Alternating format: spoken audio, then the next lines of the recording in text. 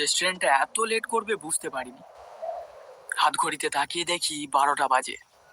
এই প্রবল ঝড় বৃষ্টির রাতে এটা হওয়ারই ছিল। রেল লাইনের সামনে নাকি একটা বড় মোটা গাছ পড়ে গেছিল, তাই এত দেরিতে ট্রেনটা ছাড়লো। আজ ট্রেনটা ছাড়বে আশা ছিল না আমার। যাই হোক, এবার চাপাডাঙ্গা পর্যন্ত পৌঁছতে পারলেই বাঁচি। ভাগ্যিস ছাতাটা সঙ্গে ছিল আমার। ছাতা মাথায় দিয়ে এগোতে থাকলাম সামনের দিকে। এই ঝড়জলের রাতে কোনো রিক্সা পাবো না আমি নিশ্চিত, তাই আর রিক্সা স্ট্যান্ডের দিকে না গিয়ে সোজা পথ দিয়ে চলতে থাকলাম। কিছু দূর এগিয়ে জনমানব শূন্য ফাঁকা রাস্তায় হাঁটছি। হঠাৎ কানে একটা আওয়াজ এলো, ও বাবু, চা খাবেন নাকি? সামনে তাকিয়ে দেখি একটা চায়ের দোকান। যা বাবা, এই চায়ের দোকানটা আবার কোথা থেকে উদয় হলো? আগে তো দেখিনি কখনো। একটু অবাকই হলাম। অবশ্য না দেখারই কথা, শেষবার চাপাডাঙ্গায় গিয়েছিলাম এই পথ দিয়ে, তা প্রায় 1 বছর আগে। হয়তো নতুন দোকান করেছে লোকটা, কিন্তু এত রাত অব্দি দোকান খুলে রেখেছে। কোনো খরিদ্দার নেই, খরিদ্দার তো দূরের কথা, কোনো জনমানব পর্যন্ত নেই। এই ঝড়জলের রাতে দোকান খুলে রেখেছে ভেবে একটু অবাকই হলাম। হয়তো এই দোকানেই থেকে যাবে আজ রাতে। হ্যাঁ দাদা, 1 কাপ চা দিন তো। বেশ গরম গরম দেবেন বুঝলেন, বড্ড শীত শীত করছে। আজ্ঞে বাবু, এখনই বানিয়ে দিচ্ছি। এতক্ষণে বৃষ্টিটা থেমেছে। মাথাটা মোছা হয়নি। পকেট থেকে রুমালটা বের করে মাথাটা মুছে নিলাম। আমার আবার সর্দির ধার, মাথায় জল বসলেই বেদম কাশি শুরু হবে। এই নেন বাবু আপনার চা।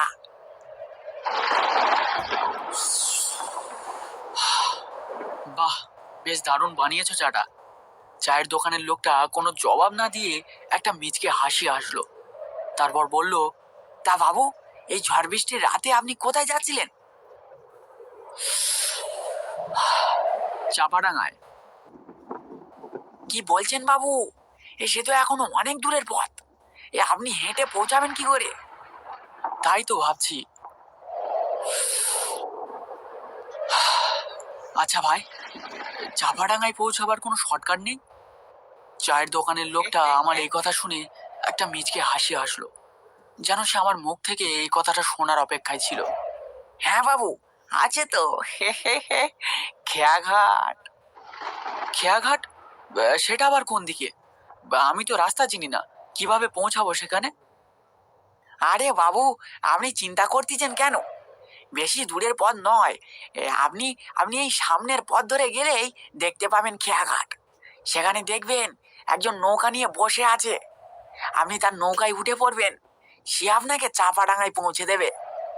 এত রাতে কেউ নৌকা নিয়ে খেয়াঘাটে বসে থাকবে? মজা করছো আমার সাথে?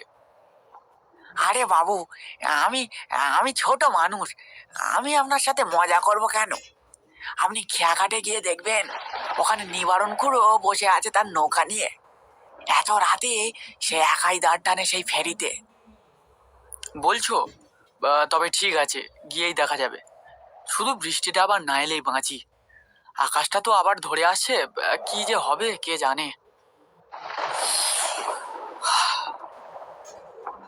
চায়ের কাপটা ফেলে দিয়ে দোকানদারকে টাকাটা দিতেই সে একটু হেসে টাকাটা নিয়ে নিল। তাহলে চলি আমি, বুঝলেন? আর দেরি করা ঠিক হবে না। চা বিক্রেতা লোকটি সম্মতিসূচক মাথা নাড়ল। আমি জোরে পা চালিয়ে সামনের দিকে এগোতে থাকলাম।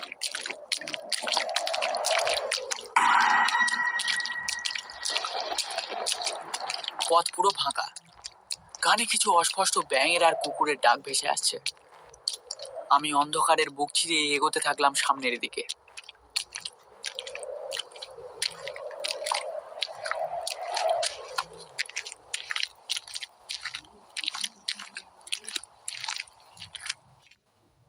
কিছু দূর এগিয়ে দেখি সামনেই একটা ঘাট। ঘাটের একদম সামনেই একজন তার নৌকা নিয়ে বসে আছে। এটাই হয়তো সেই খেয়াঘাট।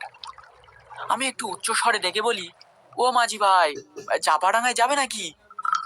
হ্যাঁ বাবু, নৌকাতে উঠে আসুন। আমার মনে হলো লোকটি যেন আমার অপেক্ষাতেই বসেছিল এতক্ষণ। হঠাৎ আমার ঠিক পাশ থেকে একটা কুকুরের ডাক শোনা গেল।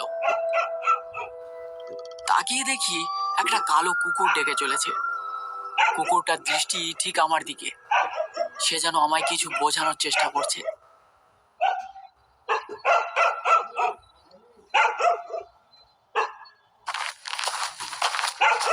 আমি আর বেশি না ভেবে সামনে এগিয়ে নৌকাতে উঠে বসে পড়লাম।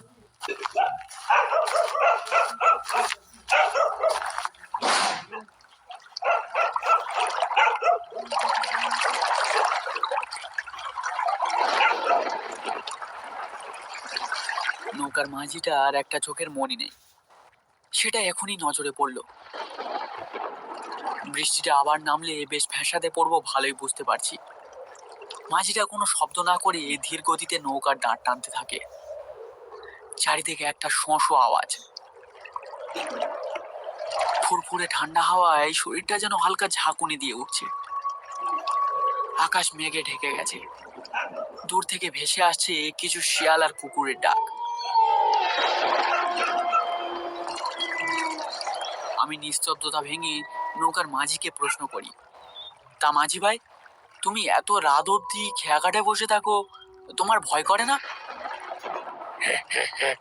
ভয় ভয় আমাকে গ্রাস করে ফেলেছে বাবু, এখন আর ভয় করে না। মানে ঠিক বুঝলাম না তোমার কথা। আর বুঝে কি হবে বাবু, জীবনটা কেটে গেল এই নৌকা চালিয়ে। এই নৌকায় বসে থাকলে ভয় পালিয়ে যায়।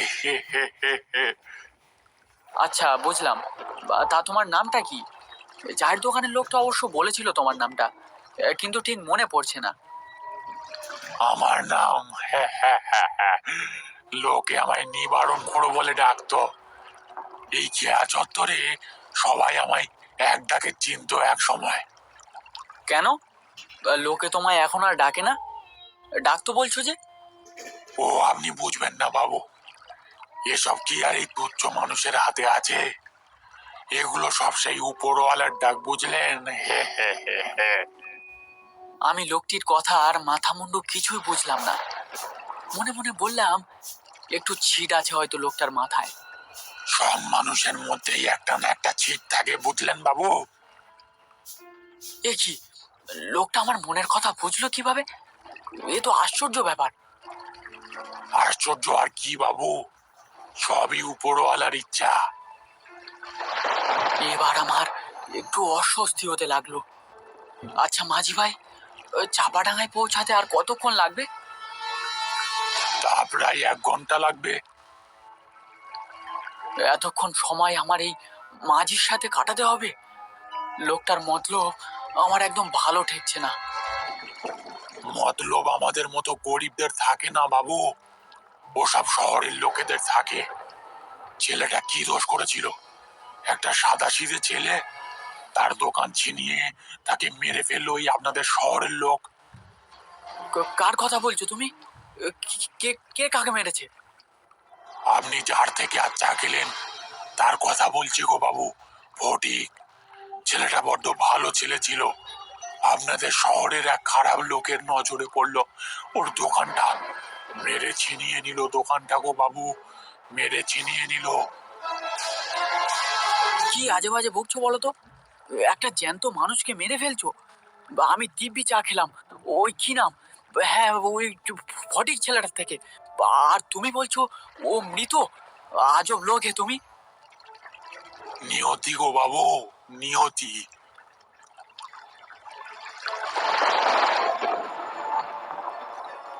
কটা বাজে ঘড়িতে দেখতে গিয়ে দেখি বৃষ্টিতে ভিজে ঘড়িটা কাজ করছে না আর।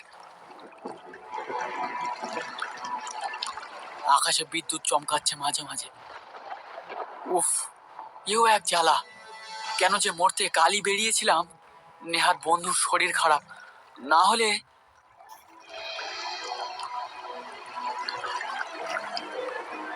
বাবু, মনে হচ্ছে আবার বৃষ্টি শুরু হবে এখুনি। বৃষ্টিটা শুরু হলে নৌকা চালানো যাবে না, সামনে বড় নদী পড়বে। এইখানে নৌকাটা রাখি। চারিদিকে ছোট বড় গাছের সার আর ঘুটঘুটে অন্ধকারে কিছুই ভালোভাবে দেখা যাচ্ছে না। নৌকোতে যে লণ্ঠনটা ছিল সেটা নিভু নিভু করছে, বোধহয় কেরোসিন তেল ফুরিয়ে আসছে।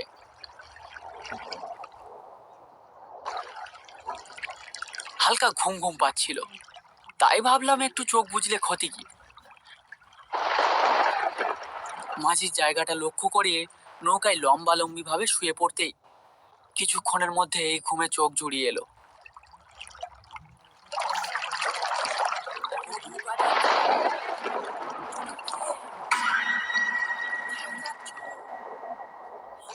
কতক্ষণ ঘুমিয়েছিলাম জানি না, হঠাৎ কানে একটা অস্পষ্ট শব্দ পেলাম, মনে হলো ওগো নৌকা যাত্রী, তুমি কে? কোথায় যাচ্ছ?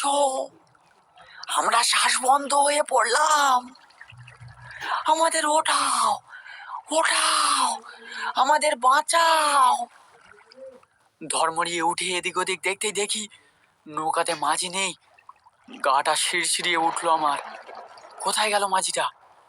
কি অকৃতজ্ঞ লোক, নৌকাতে আমাকে একা ফেলে রেখে হাওয়া। মনে মনে খুব রাগ হলো মাঝিটার উপর। সেই অস্পষ্ট শব্দটা আসছে অন্ধকার ঘন ঝোপের ওপাশে, অনেক দূরে। মনে হচ্ছে কে যেন কোথায় গ্রামোফোন বাজাচ্ছে। গ্রামোফোন? এই বনে এত রাতে গ্রামোফোন বাজাবে কে? কান পেতে শুনলাম গ্রামোফোন না, অন্ধকারে হিজল হিমতাল গাছগুলো যেখানে খুব ঘন হয়ে আছে, সেখান থেকে কারা যেন উচ্চ কণ্ঠে আর্ত করুণ স্বরে কি যেন বলছে। খানিকটা শুনে মনে হলো সেটা একাধিক লোকের সমবেত কণ্ঠস্বর। সেই স্বর কিছুক্ষণ স্থায়ী হয়ে আবার মিলিয়ে গেল অন্ধকার গভীর জঙ্গলের মধ্যে। আমি মনের ভুল ভেবে আবার শুতে যাচ্ছি, এমন সময় সেই অন্ধকারে ঢাকা বিশাল বনভূমির কোন অংশ থেকে সুস্পষ্ট উচ্চ আর্ত করুণ কণ্ঠের মতো তীক্ষ্ণ স্বর তীরের মতো জমান অন্ধকারের বুক চিরে আকাশে উঠল। ওগো নৌকা যাত্রী, তুমি কে? কোথায় যাচ্ছ? আমরা শ্বাস বন্ধ হয়ে পড়লাম, আমাদের ওঠাও, ওঠাও, আমাদের বাঁচাও। ভয় যত না হোক, বিস্ময়ে আমি কেমন যেন একটা হয়ে গেছিলাম। এ কোন অদৃশ্য শক্তি এমন আর্ত স্বরে সাহায্য চাইছে আমার থেকে? আমি ভীত কণ্ঠে বললাম, কারা হে তোমরা? আমি কিভাবে তোমাদের সাহায্য করব? এটা বলার সাথে সাথেই সামনের জলের উপরে গাছপালার সামনে দিয়ে কিছু আবছায়া অবয়ব মূর্তিমান হতে শুরু করলো। তারা যেন আমায় ডাকছে তাদের কাছে। নেমে পড়ো, নেমে পড়ো, জলে নেমে পড়ো, চলে আসো আমাদের কাছে, আমাদের উদ্ধার করো। তাদের গলার স্বর যেন একটা নেশার মতো গ্রাস করে ফেলেছে আমাকে। তাদের ডাকে একটা আশ্চর্য মায়া আছে যেন। আমি সম্মোহিতের মতো জলে নামতে যাচ্ছিলাম, এমন সময় আমার কাঁধে যেন একটা ঠান্ডা বরফ শীতল স্পর্শ অনুভব করলাম। সেই স্পর্শে আমার সমস্ত আচ্ছন্ন গিয়ে একটা ভয় জমাট হয়ে ঘিরে ধরলো আমার মনে। কি ঠান্ডা সেই স্পর্শ, যেন যেন কোনো বরফের চাই আমার কাঁধে এসে পড়েছে। ভয় চেপে পিছন ঘুরে দেখি, এ কি, এ যে সেই মাঝি। বাবু, বাবু সরে বসেন, সরে বসেন। আর এখানে থাকা যাবে না, এখান থেকে এখনই বেরিয়ে পড়তে হবে, না হলে একটা অঘটন ঘটে যাবে। তুমি তুমি আমায় একা ফেলে রেখে কোথায় গেছিলে? হ্যাঁ, তোমার কোনো কাণ্ডজ্ঞান নেই, অকৃতজ্ঞ লোক একটা। বাবু, লন্ঠনটা নিভে গেছিল, সেটা জ্বালাতেই গেছিলাম। বাকি কথা পরে হবে, এখন জলদি দাঁড় টানতে হবে, না হলে আপনার ঘোর বিপদ হবে। দূরে চেয়ে দেখলাম সেই অবয়বগুলো যেন ধীরে ধীরে এগিয়ে আসছে আমাদের দিকে। মাঝি নৌকার দাঁড় জোরে জোরে টানতে শুরু করলো। সেই অবয়বগুলো আবার ডেকে উঠলো, যেও না, যেও না, আমাদের একা ফেলে রেখে যেও না, উঠিয়ে নাও আমাদের, উঠিয়ে নাও, আমাদের বড় কষ্ট হচ্ছে। মাঝি দ্রুত গতিতে দাঁড় টানতে শুরু করলো।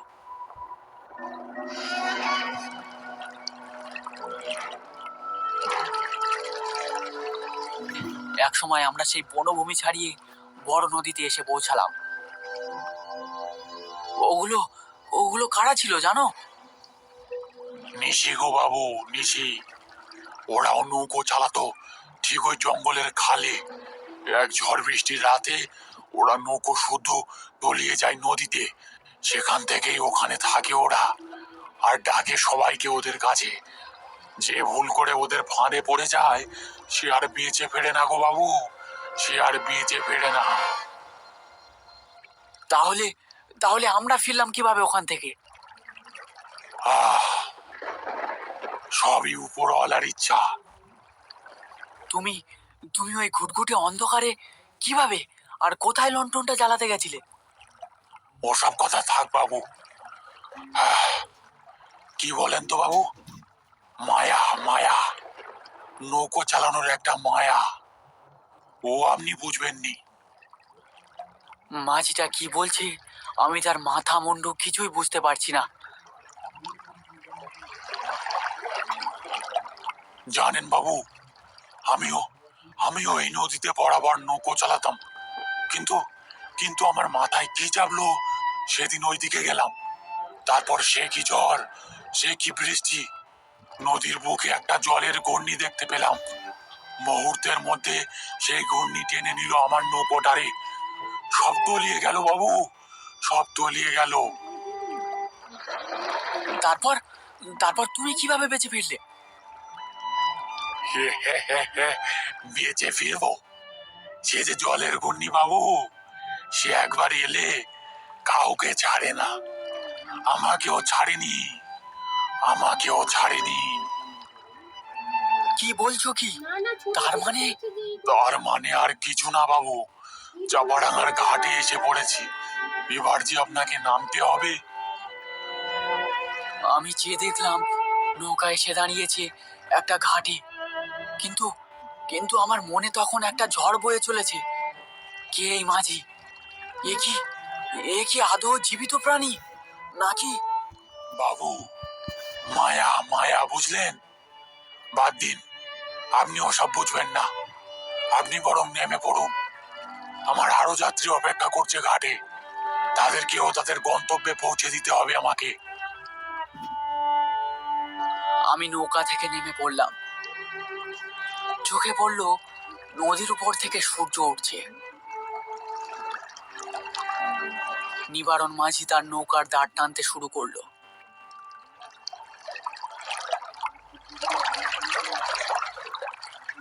ধীরে ধীরে নদীর মধ্যে মিলিয়ে গেল যেন তার নৌকাটা।